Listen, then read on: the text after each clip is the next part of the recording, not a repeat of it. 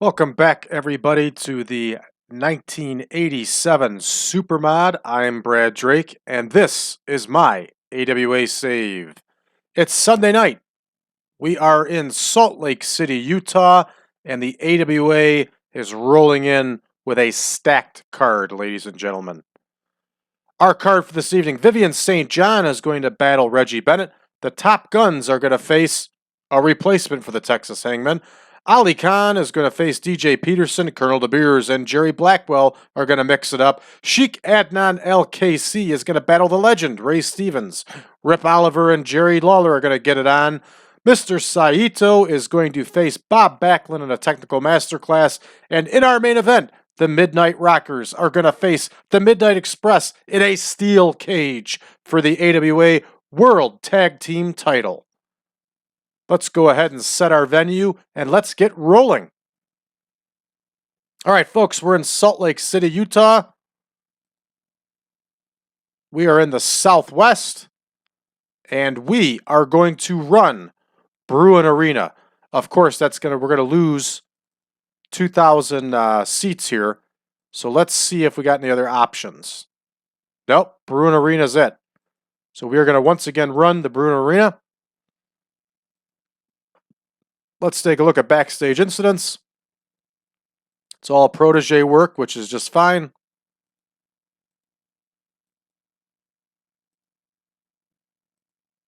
Let's see who's absent.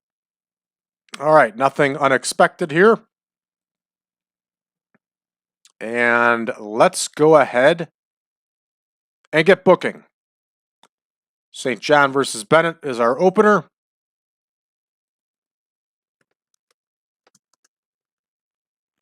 We're going to take a look here and see if either one is getting more over than the other. And we'll make that adjustment. I really like how both these women are developing. So their popularity is increasing, and they're both doing well. So Reggie Bennett beat Vivian St. John the last time. So we're going to have Vivian St. John go over in this match. Remember, I really don't care who wins, but as the tour goes on, we got to make sure that the wins and losses are being spread out, so long as it's not two people with an agenda. For example, we were using Bobby Duncombe to smash Russ Francis for a while to keep Bobby Duncombe hot, to bring him back hot. That's not the case here with the rest of these matches for the most part, because it really doesn't matter, you know, who wins, but we just try to keep it even. So we have the Top Guns. And who are we going to have them face here, folks? Let's take a look. Most likely the Nasty Boys, just to continue getting both experience. But we'll take a look at our options. Yeah, that's our best option. Or, you know what? Let's have them wrestle the Russians. The Russians have been taking a beating. They have not won a whole lot of matches. Let's go ahead and get the Russians the win here. We'll have Ustinov take the win. It'll help them out.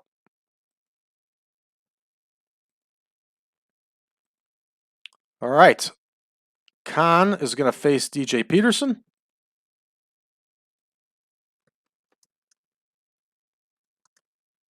These two have surprisingly had a pretty good run here. It's been entertaining.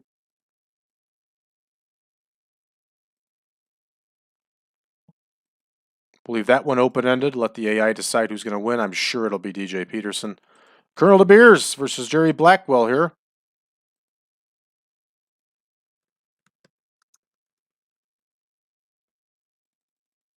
I'm pretty certain that Jerry Blackwell has taken just about all these matches. But let's double check on that. We can make an adjustment if we need to.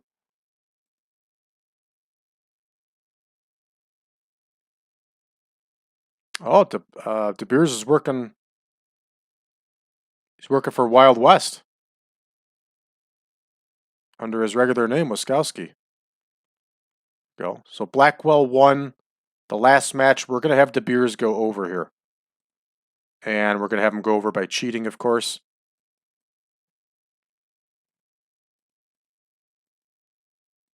Blackwell shouldn't complain. I think we took care of that problem. Yeah, we're good. Okay, al-Kaissey versus Stevens. Another 14-minute match. We're going to leave this one open-ended. I'm sure Stevens is going to go over.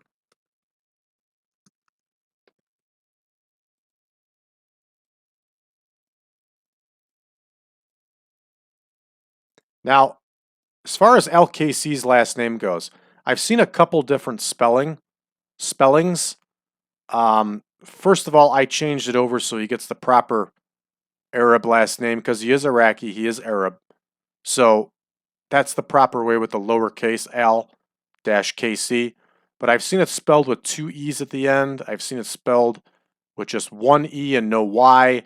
I'm not really certain what the proper spelling is. I'll have to look into it further and I can make the change if I have to. But it was important to me that he gets the proper Arab style here with the lowercase al.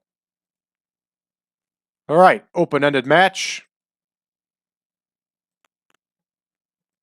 And then we got Rip Oliver versus Jerry Lawler. And of course, Lawler is going over. Now, this is interesting because, you know what? We're going to leave this one open-ended.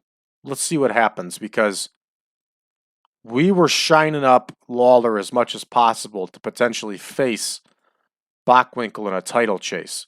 But since Bockwinkel has dropped the title to Curt Hennig, that doesn't exist now. So maybe Lawler doesn't need to be as shined up as much as he has been. But we'll leave this one open-ended. We'll see what happens. That's something to think about here. Doesn't mean that we still can't do like a Lawler versus Bockwinkel feud and keep Lawler a babyface. Or there's a lot of options. See, in real life at this time, I just said keep Bockwinkel a babyface. I meant Nick Bockwinkel at this time period in real life was doing his last run as a babyface. He turned babyface after Super Clash, and Curt Hennig turned heel. So we may do something similar like that again. I'm just not certain. I haven't decided yet what route I want to go. I think it is exciting for the AWA to have a babyface champion on top after Bockwinkel was the champion for so long, but we'll see. So we got Saito versus Backlund here. And we're going to try to keep this feud even also. So we'll take a look and see. I'm pretty certain Saito took the last match, but we'll double check.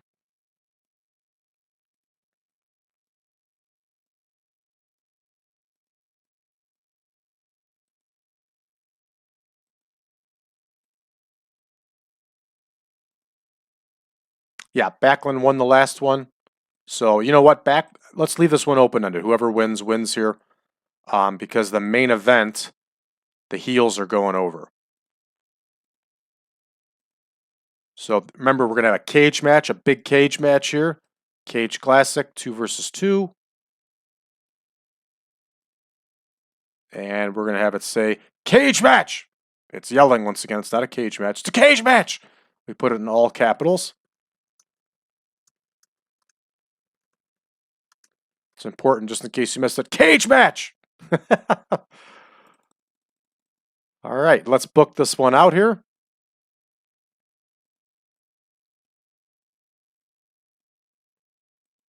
And the Midnight Rockers, or I'm sorry, the Midnight Express is going to retain here. So Dennis Condrey is going to get the win. It's going to be an epic. And of course, we're going to have manager interference.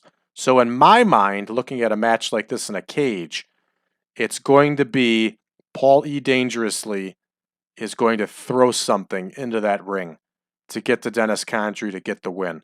But you know this match would have been a bloody mess. This would have been Midnight Express, Rose and Summers all over again.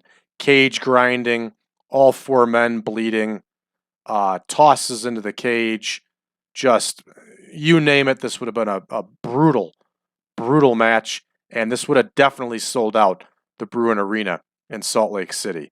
Fans would have definitely paid to see these two teams in a cage match, especially since we got the hot chase going here where the Midnight Rockers are chasing the Express to get their title back. This is just a win across the board. It's an excellent main event, and I'm sure it's going to give us a pretty good number. The only thing that can hurt us is the fact that it is the Southwest, and Randy Rose may not be that over in the Southwest. Either Marty Jannetty might not be either. So we'll see how it goes, but we're going to go ahead and book the segment. And let's see who's overused. Bill Alfonso is overused. We'll take Fonzie out of the main event, put Marty Miller in. And we are at 2 hours and 25 minutes. Let's see how it goes. All right, in our opener, Vivian gets a win with that power bomb she uses. Nice match for the ladies. This is a lower score than I hoped, but again, it's in the Southwest. We're just starting to get back into the Southwest for the last few months. We're only in October, folks. So we've only reopened these regions since May. So that's why the scores are still low. The popularity is just not in there, just not up there in these areas yet, even though television is helping us. We're doing a lot better.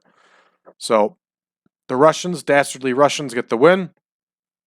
DJ Peterson beats Ali Khan again. Colonel DeBeers, of course, cheats to beat Jerry Blackwell. They get a total combined 60 overall. Let's see what the knocks were here. Blackwell's penalized for stamina. Blackwell's poor selling. I find that hard to believe. Blackwell used to know how to sell. You know what? Again, I'm not happy with this. Blackwell had decent stamina. He could do a 14-minute match. And Blackwell knew how to sell. So we're going to make a note of that. We're going to get that fixed because that's just not accurate. All right.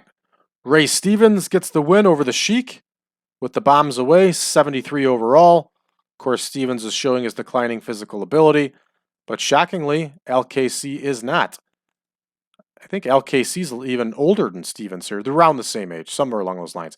But like I've said before, I got to give him credit. Al-Kaissey was always in shape. And in 1987, he could still go. All right. Lawler defeats Oliver. Gets a 79 overall. Not bad considering Oliver had a low 65. Let's see what the takeaways were. There are no takeaways. We got some decent bonuses here. And I haven't even looked. If you see, it says Lawler got a bonus for being an amazing heel. I haven't even looked because I don't use heels and faces. I don't even know if Lawler is designated as a heel. Remember, we lost pretty much all the gains we'd gotten off of him. We lost because we lost it when the trade ended. So we had to redo the trade for 10 more appearances. So chances are good he could be designated as a heel here, and I'm not even aware of it. Because the only thing I turn this off so we can do squash matches, and then I just place them where they go, you know, here in the lineup here. So Lawler, of course, is on the babyface side, which is exactly what he was in the AWA. So we're moving along to Saito and Backlund here. And Saito gets the win. All right, 79 overall. Not too bad. There's no takeaways. So not bad. Not bad for the Southwest. Let's go to our main event. I'm hoping for a main event in the mid-80s here. And I am extremely disappointed with a 78. How the hell does 85, 58, 89, 84 bring us down to a 78? Man, they are squeezing us here. Let's take a look at our takeaways. This is an excellent main event. Excellent main event for 1987 AWA. And they're squeezing us. So Randy Rose is fatigued. He is working for 4 other groups. Inexperience, inconsistency, and the psychology is the problem for not working up to a slow build. But this score overall is surprising and disappointing. But let's see how we do. Hopefully we're still in the upper 70s or lower 80s overall, and we still get a boost for the region. Let's see. We do. We get a 76, and we get a bump up for the region. Okay, let's give some speeches here. I think Saito and Backlund had the best match on the card, so I think we should give both of them some credit. And the Sheik Let's give the Sheik some credit for bouncing around like a Super Bowl for Ray Stevens. Saito's pleased. Backlund's pleased. And the Sheik is pleased. All right, folks. There's Mike Jackson with a very pained look on his face. And for those of you that don't know, Mike Jackson is still working at 70-some years old. The guy's in great shape. He had a really good match on Impact last year. If you get a chance, check it out. Definitely check it out. So let's make an adjustment to our tour here.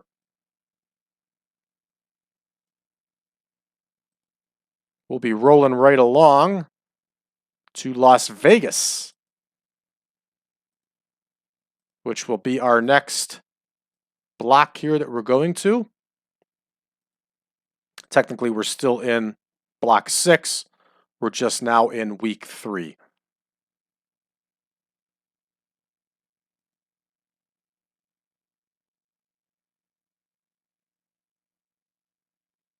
All right, back to the main here. Uh-oh, Black Monday. This is where the stocks hit low.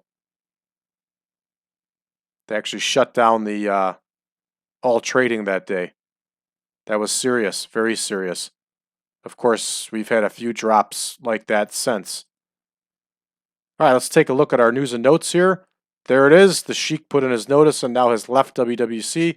He's with us full time. Saito's tired because he's still working for New Japan. And Randy Rose is tired because he's working for 47 other outfits. Let's take a look here. He's working for quite a few.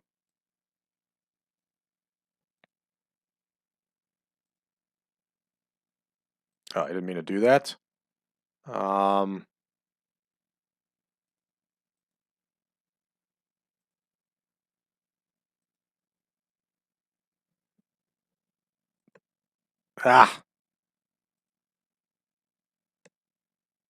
Trying to see where we can find out who else he's working for here. And I just don't see it.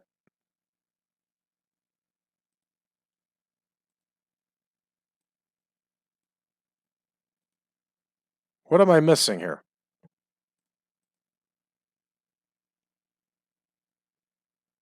There it is. Works for us, he works for Windy City, he works for International, and he works for Deep South with Jody Hamilton. So, well, that's his problem. We're going to keep using him. So, all right, let's take a look around the wrestling world here as usual. Rick Rude over SD Jones in the main event at Maple Leaf Gardens. Ugh. This is awful. I'm so glad I fixed version 7.0. All right. The Giants series here, number 14. Hanson and Tenta are still the International Tag Team Champions. The Malenko brothers get a win over Fucci and Tiger Mask. Awesome. Carlos Colon over Mil Mascaras. No way. There's no way Mascaras would have taken the loss.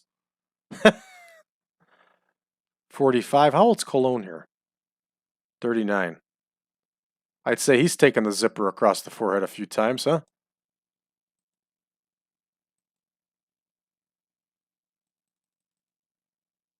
We got an independent show from England.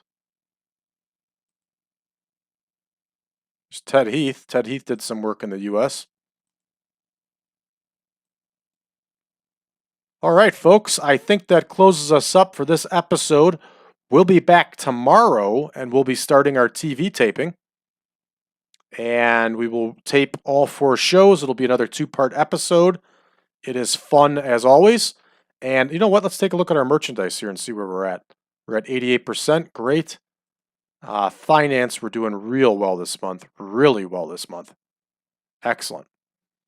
And we will begin those TV tapings. We'll knock those out in our 2-episode series. It's actually 1 episode with 2 parts. And that does it, folks. Thanks for tuning in, everybody. If you haven't done so already, please give us a like, share us with your friends, share it across social media, all over. Share it to everybody. Let everybody know. Please subscribe to the channel if you're enjoying our content. And join us on Facebook, facebook.com/groups/1987 Supermod. That's facebook.com/groups/1987 Supermod. And if any of you want version 7.0 of the Supermod and you have not gotten that already, please contact me at braddrake.net/contact. I'll be more than happy to send you over a link to the Google Drive where you can download not only the picture pack, but the database. Thank you, everybody. Have a good one.